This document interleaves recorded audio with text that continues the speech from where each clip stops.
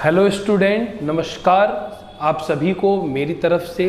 और आप सभी स्टूडेंट जो भी मुझे यहाँ पर वीडियो में देख पा रहे हैं उनका हार्दिक अभिनंदन है आपके अपनी मेडिटेक कोचिंग इंस्टीट्यूट के यूट्यूब चैनल पर। अगर आपको हमारी वीडियोस अच्छी लगती हैं तो कृपया कर इसको शेयर आउट जरूर करा करें, ताकि ज़्यादा से ज़्यादा जो बच्चे नीट की प्रिपरेशन कर रहे हैं या बायोलॉजी में 11th और 12th पढ़ रहे हैं वो सारे बच्चे हमारे साथ जुड़ सकें और अपने सपनों को साकार कर सकें। बच्चों, आज हमारी थोड़ी तबीयत खराब थी, इस वजह से मैं कुछ दिनों से आपकी कोई क्लासेस नहीं ले पाया था। आज थोड़ा कंफर्टेबल जोन लग रहा है मेरे को, तो मैं कोशिश कर रहा हूँ कि आपका एक टॉपिक जो मैं छोड़ के चला था उसको कंप्लीट कर लें। हमने आपसे प्लांट फिजियोलॉजी का लेक्चर नंबर 1 डिस्कस कर लिया था। तो जो बच्चे आज पहली बार वीडियो देख रहे हैं, इस वीडियो के डिस्क्रिप्शन बॉक्स में आपको उस वीडियो का लिंक मिल जाएगा, आप उससे भी उस वीडियो को चेकआउट कर सकते हैं। इसके साथ साथ अब मैं यहाँ पर टॉपिक पे बढ़ रहा हूँ। प्लांट फिजियोलॉजी का chapter number 1 transportation in plant, उसका आधा पार्ट हम खत्म कर चुके थे और आगे का जो नेक्स्ट लेवल है उस पे हम आज जाने वाले हैं। हमने स्मॉल डिस्टेंस पर वाटर के डिस्प्लेसमेंट की बात कर ली थी या वाटर के ट्रांसपोर्टेशन की बात कर रही थी। आज हमें यहां पर बात करना है ट्रांसपोर्टेशन इन प्लांट में लॉन्ग डिस्टेंस के पॉइंट ऑफ व्यू से। अब देखिए यहां पर दो बातें आपको ध्यान देनी होंगी। पहली बात, अगर आप दोबारा से इमेज करें, भाई देखिए मैंने आपसे कहा था सिम्प्लास्ट पाथवे और एपोप्लास्ट पाथवे क्या होता है। मतलब अगर आपको एक सेल से किसी दूसरी सेल तक वाटर, फूड, मिनरल्स, जो भी आप XYZ मानते हैं उसको मूव कराना है ना। आप क्या चाहते हैं कि आप एक सेल से दूसरी सेल तक वाटर का मूवमेंट देखना चाहते हैं, फूड का मूवमेंट देखना चाहते हैं, और लॉन्ग डिस्टेंस है भाई, बहुत दूर, बहुत काफी लंबी सेल है। तो मैंने आपसे कहा था अगर सेल यहां पर क्या करेगी स्पेसिफिकली, अगर सेल यहां डायरेक्टली सेल को रैप्चर कर करके जाएगी, that is the called symplast pathway. और अगर सेल के बीच में जो गैप है उसे बोला था एपोप्लास्ट पाथवे। तो यहां सबसे पहले लॉन्ग डिस्टेंस की बात करते हैं भाई, कि लॉन्ग डिस्टेंस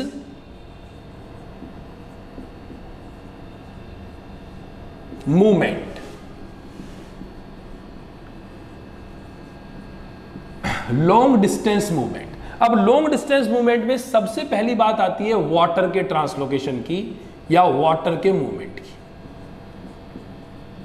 वाटर ट्रांसपोर्ट कह दीजिए या ट्रांसलोकेशन कह दीजिए। तीन चीजें हैं बेसिकली, एक है वाटर का ट्रांसलोकेशन, एक है फूड का ट्रांसलोकेशन और एक है मिनरल्स का ट्रांसलोकेशन। तो यहां हम बात करने वाले हैं वाटर के ट्रांसपोर्ट की, और वाटर काफी दूर तक मूव करके जा रहा है उसके रिगार्डिंग यहां पर बात कर रहे हैं। सबसे पहले ये सिम्प्लास्ट और एपोप्लास्ट का एक एनसीईआरटी में डायग्राम दिया हुआ है, क्योंकि मैंने आपसे कहा था कि आपका एनसीईआरटी में कवर कर रहा हूं यहां पर शॉर्ट में। इस चैप्टर को मैं आपको अकॉर्डिंग टू एनसीईआरटी पढ़ाता जा रहा हूं। सिर्फ आपको ये 15-20 मिनट की वीडियो देखनी है और अपना चैप्टर कंप्लीट कर लेना है। जो भी क्वेश्चंस आएंगे नीट में सारे हो जाएंगे, मेरी जिम्मेदारी है। तो यहां मैं बात करूं तो एक एनसीईआरटी में डायग्राम दिया है, ये जल्दी से ड्रॉ कर लेते हैं। ये हम दिखा रहे हैं भाई रूट, है ना। ये हम रूट को रिप्रेजेंट कर रहे हैं यहां पर। वैसे तो रूट जमीन से नीचे वाला पार्ट होता है, ये है रूट, है ना। इसको हम इस तरीके से दिखा रहे हैं, ठीक है। और ये जैसे जमीन के अंदर क्या होता है, वाटर होते हैं, मिनरल्स होते हैं। तो यहां पर ये इसके चारों तरफ यहां वाटर है, तो वाटर को मैं ब्लू कलर से रिप्रेजेंट कर देता हूं। ये वाटर मॉलिक्यूल है, ठीक है। ये मैंने रूट की कुछ सेल्स बना दी। अब रूट की सेल्स से मैंने यहां पर कनेक्ट कर दिया जाइलम। आप जानते हैं, हम पिछले लेक्चर में पढ़ के आ गए थे थोड़ी थोड़ी बातें, कि जाइलम जो है वो वाटर के ट्रांसलोकेशन के लिए रेस्पॉन्सिबल है, जबकि फ्लोएम जो है वो फूड के ट्रांसलोकेशन के लिए रेस्पॉन्सिबल है। तो यहां पर मैंने ये ले लिया भाई जाइलम सेल्स, है ना। अल्टीमेटली रूट की सेल से वाटर जाइलम में पहुंचेगा, फिर जाइलम से कैसे जाता है उसे बोलते हैं ट्रांसपोर्टेशन प्लांट में वाटर का ट्रांसलोकेशन। तो देखिए क्या होगा, मैंने यहां पर स्पेसिफिकली ये इस तरीके से ये लीजिए सेल बना ली है, आप देखिए फटाफट से, है ना। सिर्फ इसको फोकस करते रखिए जो मैं यहां पर आपको सिखा रहा हूं, एक भी क्वेश्चन आपका गलत नहीं होने वाला है। अब देखिए वाटर है, अब वाटर रूट की सेल के अंदर एंटर करेगा। तो सबसे पहला काम ये कर लेते हैं कि रूट के अंदर कौन कौन सी सेल्स हैं, अनाटॉमिकली पॉइंट ऑफ व्यू से उसको डिस्कस कर लेते हैं। तो अनाटॉमिकली जो रूट की सबसे बाहर वाली सेल होती है उसको बोलते हैं भाई एपिडर्मिस। इतना नाम तो जानते ही है मेरे सारे प्यारे प्यारे नीट एस्पिरेंट्स, ठीक है। इसके बाद फिर आता है जी आपका अंदर वाली सेल, दैट इज कॉर्टेक्स। इसके बाद एंडोडर्मिस, और सबसे लास्ट में यहां पर आपकी आ गई पेरिसाइकिल, ठीक है। ये रूट के अंदर की यहां पर सेल मैंने अनाटॉमिकली पॉइंट ऑफ व्यू से आपको बता दी। सबसे बाहर वाली को एपिडर्मिस, उसके बाद कॉर्टेक्स, कॉर्टेक्स के बाद एंडोडर्मिस, और एंडोडर्मिस के बाद यहां पर पेरिसाइकिल। ठीक बात है मेरे प्यारे बच्चों। अब आगे बढ़ते हैं। अब देखिए यहां से वाटर जो है वो रूट की सेल्स के अंदर एंटर करेगा। आप जानते हैं कि रूट की जो सेल्स होती हैं, अगर हम सबसे बाहर वाली सेल्स की बात करें तो वो या तो परमेबल नेचर की है, या सेमी परमेबल नेचर की है, या सेलेक्टिवली परमेबल नेचर की है। मतलब इम्परमेबल नेचर की तो है नहीं, इट मींस वाटर को आने से तो रोक नहीं सकती। टाइप्स ऑफ मेम्ब्रेन पीछे वाले लेक्चर में पढ़ा के आया हूं, ठीक है। तो अगर ये सेलेक्टिवली परमेबल नेचर भी है या सेमी परमेबल नेचर की होती है तो वाटर एंटर करेगा। तो यहां पर वाटर के एंटर करने के 2-3 ऑप्शन है भाई। क्या क्या ऑप्शन है? या तो वाटर ऐसा करता है, यहां से एंटर करता है डायरेक्टली, सेल को रैप्चर करके जाता है, that is called symplast pathway, याद रखें भाई। और या फिर सेल के बीच में जो गैप है, देखो यहां गैप मैंने रिप्रेजेंट किया, तो यहां पर अगर इस तरीके से होगा तो उसे बोलेंगे एपोप्लास्ट पाथवे। तो देखिए ये जो एरो वाला है इसको बोल देते हैं भाई हम यहां पर एपोप्लास्ट, ठीक है। अब याद रहेगा। और ये जो अंदर की तरफ हो रहा है इसको आगे लिख देंगे भी सिम्प्लास्ट, है ना। जैसा कि हमने यहां पर बताया था कि अगर ऐसे हो रहा है दैट इज कॉल्ड सिम्प्लास्ट, और अगर सेल के बीच में गैप से गुजर के जा रहा है दैट इज कॉल्ड एपोप्लास्ट, ठीक है। सॉरी जी। तो ये एपोप्लास्ट हो गया। अब ऐसे ही इस वाली सेल में भी फॉर एग्जांपल या तो ऑप्शन ये है कि ऐसे जाएगा directly according to rules that is symplast, या फिर सेल के इधर गैप से जाएगा, और इसे गैप से जा रहा है तो इसे क्या बोलेंगे? एपोप्लास्ट। अब ये जो सेल के अंदर से गुजर के जा रहा है, यहां पर एक वर्ड लिखा है एनसीईआरटी में, नाम है प्लाज्मोडेस्मेटा। ये बात ध्यान रखने की है। मैं इधर आपको बताता हूं कि अगर दो सेल आपस में जुड़ी हुई है, ये दो सेल आपस में एक दूसरे से कनेक्टेड हैं, बिल्कुल पास पास है, तो इनके बीच में एक ब्रिज लाइक स्ट्रक्चर होता है, जिस ब्रिज लाइक स्ट्रक्चर को प्लाज्मोडेस्मेटा कहते हैं। ऐसा आपने cell the basic unit of life नाम से जो चैप्टर है 11th क्लास में उसमें पढ़ा है, ठीक है।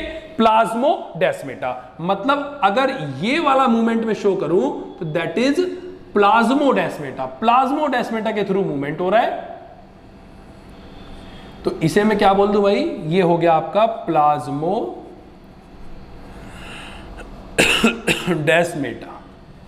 ठीक है।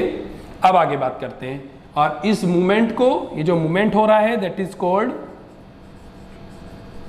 सिम्प्लास्ट पाथवे, इसे सिम्प्लास्ट पाथवे बोला।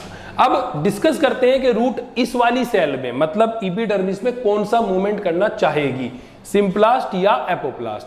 कर दोनों सकती है, मैं दोबारा बता दूं दोनों कर सकती है, लेकिन आप जानते हैं कि अगर सेल रैप्चर करके जाएगा तो फिर उस कंडीशन में रूट की एनर्जी ज्यादा लॉस होगी। कोई भी प्लांट, कोई भी एनिमल अपनी एनर्जी कंजर्व करना चाहता है, तो इसलिए ज्यादातर केस में प्लांट के रेस्पेक्ट में अगर मैं बात करूं तो in the cells of epidermis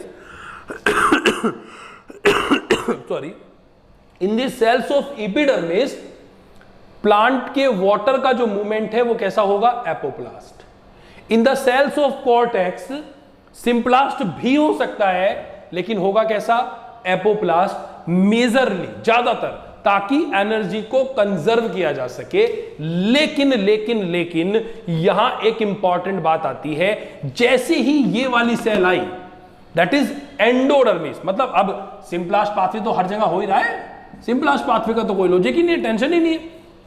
लेकिन जैसे ही एंडोडर्मिस की बात आई तो एंडोडर्मिस पर यहां पर एक स्ट्रिप्स होती है, उस स्ट्रिप का नाम है कैस्परियन स्ट्रिप्स।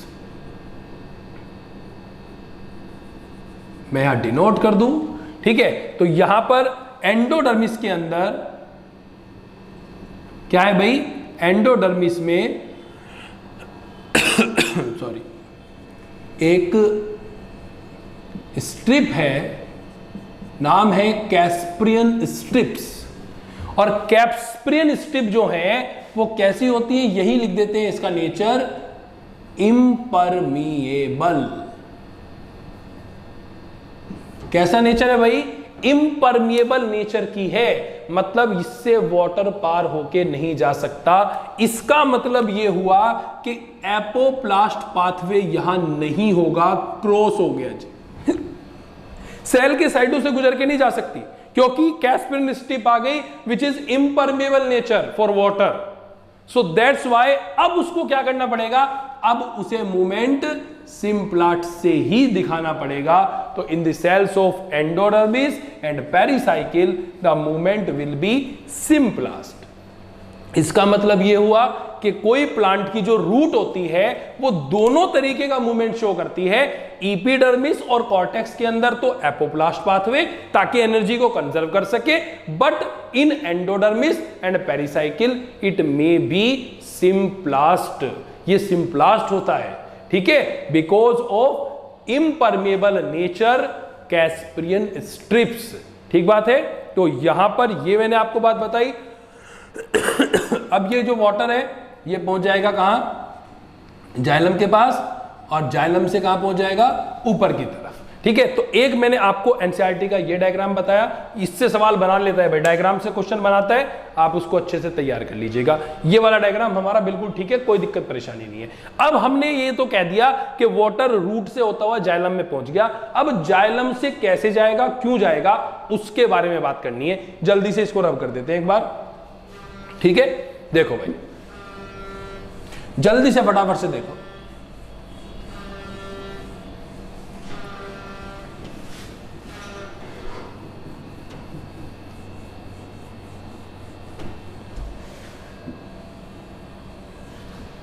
ठीक है, चलिए यहां अगर मैं बात करूं तो अब हम बात कर रहे हैं वाटर के मूवमेंट की। 3-4 पॉइंट लिखेंगे, सारी बातें खत्म हो जाएंगी। पहली बात, कौन करता है, रूट करती है। रूट में भी कौन, जाइलम। एनर्जी लॉस होती है, बिल्कुल होती है, मतलब एक्टिव प्रोसेस। एक्टिव प्रोसेस मतलब एनर्जी लूज करेगा। इसके साथ साथ ये बात और ध्यान देनी है वाटर के मूवमेंट के लिए, ठीक है, कैसा होगा, यूनिडायरेक्शनल। कैसा होगा भाई, यूनिडायरेक्शनल होगा। यूनिडायरेक्शन का मतलब है एक ही डायरेक्शन में मूवमेंट करेगा। आप जानते हैं जमीन के अंदर होता है पानी, तो जमीन से जब भी खींचेगी रूट ऊपर की तरफ जाएगी, तो कैसा कहेंगे, always upright, always upward, upward रहेगा भाई। ठीक है। तो रूट के थ्रू होगा, जाइलम सेल्स करेंगी, एपोप्लास्टिक सिम्प्लास्टिक कोई भी हो सकता है, एनर्जी लॉस करेगी, so that is active process, और यूनिडायरेक्शनल और ऑलवेज अपवर्ड। इनसे आपके लगभग सारे क्वेश्चन हो जाएंगे। ठीक है। दूसरी बात, अब इसके लिए 2 थ्योरी आई। पहली थ्योरी, थ्योरी बोल रहे हैं लेकिन हाइपोथेसिस है, रूट प्रेशर थ्योरी। स्टेफन हेल्स का नाम सुना है आपने,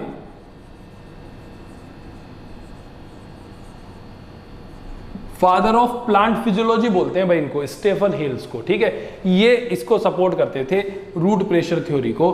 क्या है रूट प्रेशर थ्योरी, अब एनसीईआरटी में नहीं लिखा हुआ, सिलेबस में भी नहीं है, लेकिन छोटी छोटी डिटेल याद रहनी चाहिए। जैसे क्या बात, रूट प्रेशर थ्योरी ऐसे कहती थी, मैं एक लाइन में समझा दूंगा आपको बात। इनका मानना ऐसा था कि जैसे जमीन के नीचे की तरफ, मैं पेन रख देता हूं एक साइड, ये वाला जो मेरा हैंड आप देख रहे हैं नीचे वाला, ये वो फ्लोर है जहां पर पानी है, और ये ऊपर वाला हाथ जो मेरा है ये एक रूट है।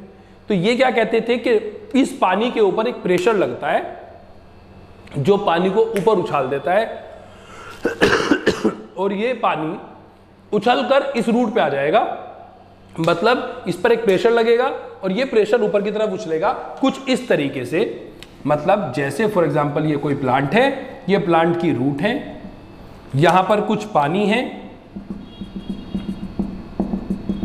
आपने क्या किया, एक प्रेशर लगा इस पे, ये लगा, कलर चेंज करता हूं, इस पर एक प्रेशर लगा भाई, ये लो।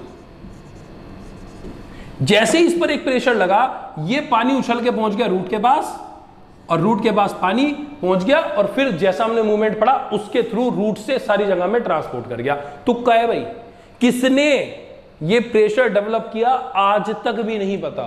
क्यों होता है ये प्रेशर डेवलप, ये भी नहीं पता। और अगर मैं हायर प्लांट की बात करूं तो हायर प्लांट यूकेलिप्टस का नाम आपने सुना है, टॉलेस्ट प्लांट है, 100 फीट के हो जाते हैं। तो 100 फीट के हो जाते हैं। दुनिया में ऐसा कोई प्रेशर नहीं है मेरे प्यारे बच्चों जो 15-20 फुट से ऊपर पानी को उछाल दे। मोटर थोड़ी ना लग रही है यहां पे, ठीक है। तो बेसिक सी बात यह है कि ये हर्बीवोरस प्लांट जो हैं, छोटे मोटे जो प्लांट है 3-3, 4-4 फीट के, उनके अंदर तो मान भी सकते हैं कि भाई पानी से कोई प्रेशर लगा, उस प्रेशर ने वाटर को पहुंचा दिया रूट में, और रूट से सारी जगह पे ट्रांसपोर्ट हो गया। लेकिन हायर प्लांट के केस में इस बात को स्टीफन हेल्स नहीं समझा सके, इसलिए ये थ्योरी होगी फेल। क्या कहती है theory? Water is pushed by a force, कि वाटर को नीचे से कोई पुश करता है फोर्स, जिससे पानी रूट में पहुंच जाता है, रूट से जाइलम में, जाइलम से ट्रांसपोर्ट हो गया। ठीक है, चलो अब फिर सही कॉन्सेप्ट क्या है? तो एक और थ्योरी आई, थ्योरी का नाम है ट्रांसपोर्टेशन पुल थ्योरी।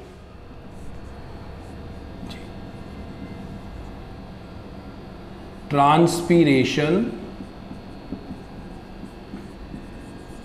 पुल थ्योरी,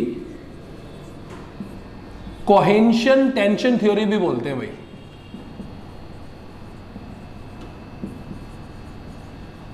है बच्चों ये भी हाइपोथेसिस किसने दिया था, ये याद रखना पड़ेगा आपको।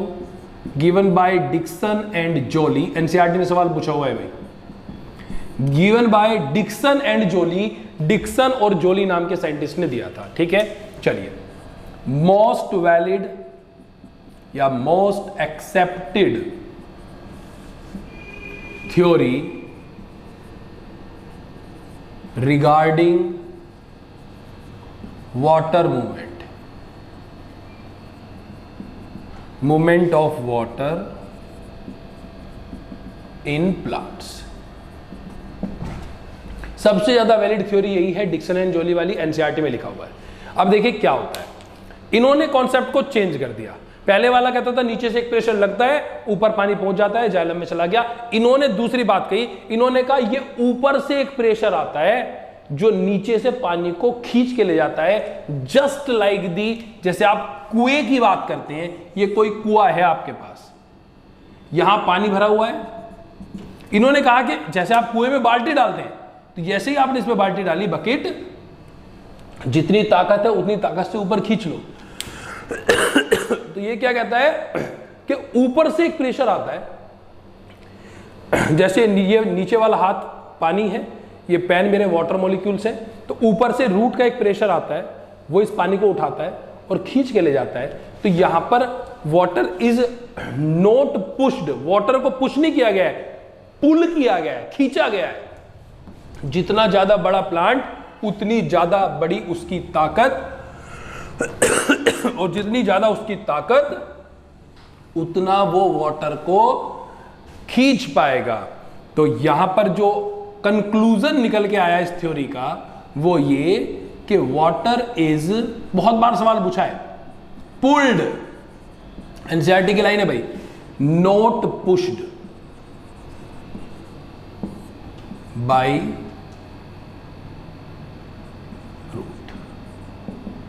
बाय रूट कह दीजिए, बाय प्रेशर कह दीजिए, बाय फोर्स कह दीजिए, फोर्स ज्यादा अच्छा वर्ड है। किसने किया ये डेवलप अभी तक पता नहीं, इसलिए फोर्स लिख रहा हूं। मतलब कि पानी को ऊपर से एक फोर्स आती है, वो खींच के ले जाती है। जितना बड़ा प्लांट उतनी ज्यादा फोर्स पानी को ऊपर खींच लेगी। लेकिन इस फोर्स को डेवलप किसने किया नहीं पता, मुझे भी नहीं पता, आज तक किसी को नहीं पता। अगर आपने पता लगा लिया साइंटिस्ट बन जाओगे, ठीक है। तो water is pulled not pushed. क्यों ये प्रेशर डेवलप हुआ उस रूट के ऊपर नहीं पता, इसलिए मेरे अकॉर्डिंगली इसको थ्योरी नहीं कहना चाहिए, इट इज ऑल्सो हाइपोथेसिस। ये हाइपोथेटिकल व्यू है, तुक्का लगा रहे हैं यहां पर साइंटिस्ट। तो यहां हमने वाटर के मूवमेंट के रिगार्डिंग बात की है, ठीक है। अगले वाले कॉन्सेप्ट में पहुंचते हैं। अगला है जी मिनरल का ट्रांसलोकेशन। जल्दी से देखिए, मिनरल के ट्रांसलोकेशन की बात करते हैं। मिनरल ट्रांसपोर्ट, पहली बात, फिर अगेन कौन करेगा? रूट करेंगी। रूट का काम जानते हो आप, absorption of water and minerals, ठीक है। दूसरी बात, इसमें भी एनर्जी लॉस होती है, तो इसका मतलब एक्टिव प्रोसेस, ठीक है। तीसरी बात, यहां पर अगर मैं बात करूं, जमीन के अंदर ही तो है मिनरल्स भी, वो वहां से जाएंगे या प्लांट की लीफ में बन के तो ट्रांसमिट करेंगे, दोनों तरफ होता है, डायरेक्शन की बात नहीं करनी, ठीक है। तो रूट की बात की, रूट के थ्रू होता है, एक्टिव प्रोसेस होता है। इसके साथ साथ स्टार लगा के बात लिखिए, सेपरेट प्रोसेस। अब आप कहें सर ये सेपरेट प्रोसेस क्यों लिख दिया, तो सुनो जी मेरे प्यारे प्यारे चंदो, ठीक है। क्या बात सुननी है आज की बात? अगर ये आपको काम की लगे तो वीडियो को लाइक मत जरूर कर लेना, मैं कहूँ मत करना नहीं, जरूर करना है। और साथ साथ अपने फ्रेंड को जरूर बताना कि आज अंकित सर ने एक नई बात बताई थी। आप लोग जनरली क्या सोचते हैं, पहले उस पर डिस्कस करते हैं, फिर बताऊंगा सेपरेट क्या है। जनरली आप ये सोचते हैं प्लांट के पास रूट है, रूट ने पानी को खींचा जमीन में से और उसके साथ साथ ही मिनरल भी अंदर चले गए, जबकि ऐसा नहीं होता। अगर प्लांट को वाटर की नीड है तो वो रूट से पानी खींचेगी, अगर प्लांट को मिनरल्स की नीड है तो वो मिनरल्स एब्जॉर्ब करेगी। मतलब it is a separately process, अलग अलग प्रोसेस है। हां, ऐसा हो सकता है कि फॉर एग्जांपल ये कोई प्लांट है, इसकी इस वाली रूट को तो पानी चाहिए तो ये पानी खींच रही है, इस वाली रूट को मिनरल चाहिए तो ये मिनरल खींच रही है। तो आपको लगता है कि दोनों काम एक साथ हो रहे हैं, दोनों काम एक साथ नहीं हो रहे। It is a separate process. जिस प्लांट की रूट को वाटर चाहिए वो वाटर लेके जाएगी, जिसे मिनरल चाहिए वो मिनरल लेके जाएगी। तो इसलिए सेपरेट प्रोसेस ध्यान रखिएगा। और कभी भी ऐसा नहीं है कि मैग्नीशियम चाहिए तो Mg लेके भाग जाओ, कैल्शियम चाहिए तो Ca लेके भाग जाओ, हमेशा आयन के फॉर्म में, आयंस फॉर्म में। जैसे अगर मैग्नीशियम चाहिए तो Mg+2 जाएगा, कैल्शियम ये जाएगा, क्लोरीन चाहिए तो Cl- जाएगा। ध्यान रखने वाली बात है, in the form of ions. NCERT में नहीं लिखा, बहुत अच्छी बात बताऊंगा, फर्स्ट रैंक वाले बच्चे तैयार करते हैं इस चीजों को। डोनान इक्विलिब्रियम होता है, ठीक है। डोनान नाम के साइंटिस्ट ने बताया था कि किसी भी प्लांट की सेल्स के अंदर जो आयन की कंसंट्रेशन है और बाहर की कंसंट्रेशन है वो इक्विवेलेंट रहनी चाहिए, बराबर रहनी चाहिए, जैसे आप केमिकल काइनेटिक्स में पढ़ते हो, ठीक है। उसे डोनान इक्विलिब्रियम कहते हैं। चलिए, सॉरी फॉर दैट, आज तबीयत ठीक नहीं है, फिर भी कोशिश कर रहा हूं। अगर आपको समझ आ रहा है तो प्लीज लाइक कीजिएगा वीडियो को, ठीक है। अब यहां पर बात करते हैं, मिनरल के ट्रांसलोकेशन की बात होगी, आयंस के फॉर्म में जाएगा, सेपरेट प्रोसेस है, रूट के थ्रू होगा और एक्टिव प्रोसेस है। अब यहां पर एनसीईआरटी ने कुछ बातें की है, जैसे कुछ मिनरल्स आयंस ऐसे हैं जो रीमोबिलाइज नहीं होते। रीमोबिलाइज का मतलब वापस नहीं जाते। तो अगर मैं यहां पर बात करूं तो कैल्शियम आयन जो है हमारे, वो प्लांट की सेल से कभी भी रीमोबिलाइज नहीं होते हैं, वो डिकम्पोज ही होते हैं, ठीक है। जबकि कुछ आयंस ऐसे हैं जो इजीली, इस पे काटी का निशान लगा देते हैं, मतलब रीमोबिलाइज्ड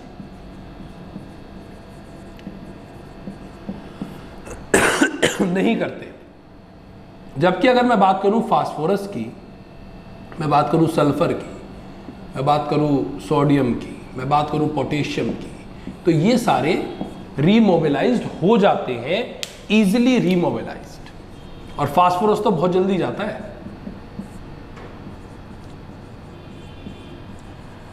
हमारी बोन किस चीज की बनी है भाई, जूलॉजी वालों बताओ जल्दी से फटाफट। हमारी बोन बनी है कैल्शियम फॉस्फेट से, सिर्फ कैल्शियम से नहीं, इसीलिए जब हम ओल्ड एज में जाते हैं तो हमारी बॉडी के जो बोन है उनसे कैल्शियम तो नहीं टूटता, लेकिन फास्फोरस टूटना शुरू हो जाता है क्योंकि फास्फोरस एक इजीली रिमोबलाइज्ड आयन है। इसीलिए ओल्ड एज में जाकर आप ज़्यादा एक्टिव काम नहीं कर सकते। आपने देखा होगा अपने दादाजी वगैरह को, वो अगर बैठ गए तो बैठे रहते हैं, खड़े होते हैं तो खड़े ही रहते हैं, धीरे धीरे चलते हैं, क्योंकि बोन के अंदर फ्लेक्सिबिलिटी कम हो चुकी है। आप यंग हैं, आपकी बहुत ज़्यादा है क्योंकि फास्फोरस बढ़िया है। अब ऐसे ही प्लांट की बात करते हैं। देखो ये प्लांट है, ये प्लांट की लीफ है। प्लांट की लीफ में मैंने मान लिया मिनरल्स है। अब एनसीईआरटी कहती है कि जब कोई प्लांट की लीफ मरने वाली होती है, when a plant leaf is dying soon, मतलब ड्राइंग लीव्स है, मरने वाली लीफ है, तो वो अपने मिनरल्स का क्या करेगी? पहली बात का जवाब ये कि वो अपने मिनरल्स को अपने से छोटे वाली लीफ को देकर मरती है। ऐसा नहीं है कि प्लांट की लीफ मर गई तो उसके साथ उसके मिनरल्स भी मर गए, क्योंकि अगर ऐसा होता तो प्लांट को बार बार मिनरल्स बनाना पड़ता, फिर बहुत ज्यादा प्रोसेस लगता। तो पहले सवाल का जवाब ये कि जब कोई बड़ी लीफ होती है और वो मरने वाली होती है तो वो अपने से छोटी वाली लीफ को अपने मिनरल ट्रांसपोर्ट करके चली जाती है, either active process either passive process, कैसे भी। ठीक है।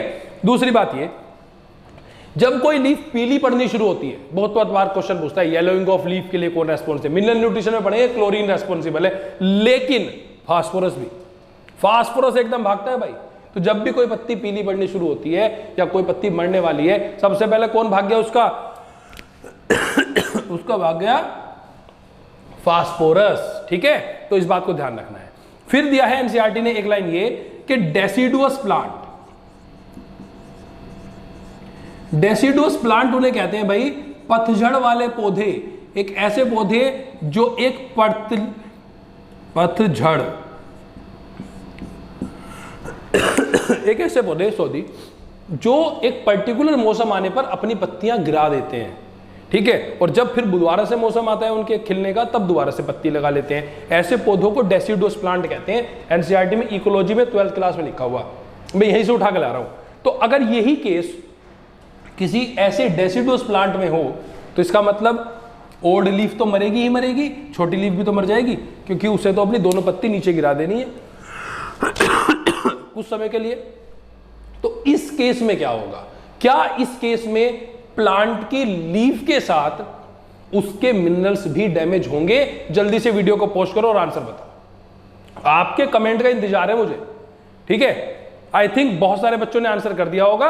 अब आप जल्दी से फटाफट से पोस्ट खत्म कीजिए और सुनिए आंसर क्या है। बिल्कुल गलत बात है ये। ऐसा नहीं होता कि प्लांट की लीफ, जो कि डेसिडुअस प्लांट ने अपने प्लांट की लीफ छोड़ दी है, उनके साथ उनके मिनरल्स लॉस कर जाएं, क्योंकि इस केस में तो प्लांट को बाद में जब दोबारा पत्ती लगानी पड़ेगी, खूब सारा मिनरल इकट्ठा करना पड़ेगा, जो कि उसके लिए पॉसिबल नहीं होगा।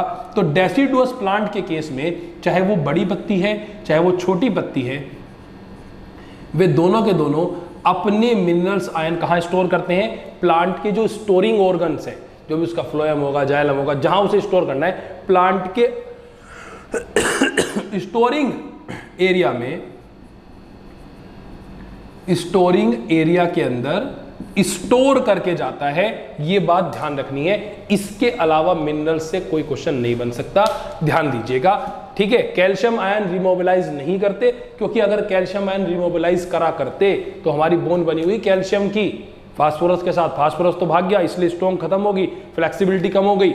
लेकिन अगर कैल्शियम भागा करते तो एक पर्सन की डेथ होती और उसकी हड्डी का चूरा बन जाता। चूरा तो नहीं बनता ना हमारा, अगर हमें जब तक क्रिएशन ना किया जाए, जब तक हमें बरीड ना किया जाए, दबाया ना जाए, तब तक हमारी बोन का कुछ नहीं होने वाला, ऐसी की ऐसी रहती है। ठीक है, तो यहाँ मिनरल्स के ट्रांसलोकेशन की बात हमने कर ली है। ठीक है मेरे प्यारे बच्चों, तो आज हमने क्या क्या पढ़ लिया? आज हमने वाटर के ट्रांसलोकेशन की बात की, मिनरल्स के ट्रांसलोकेशन की बात की। तबीयत थोड़ी ठीक नहीं है, नहीं तो इस वीडियो में ही लेक्चर को खत्म कर लेता।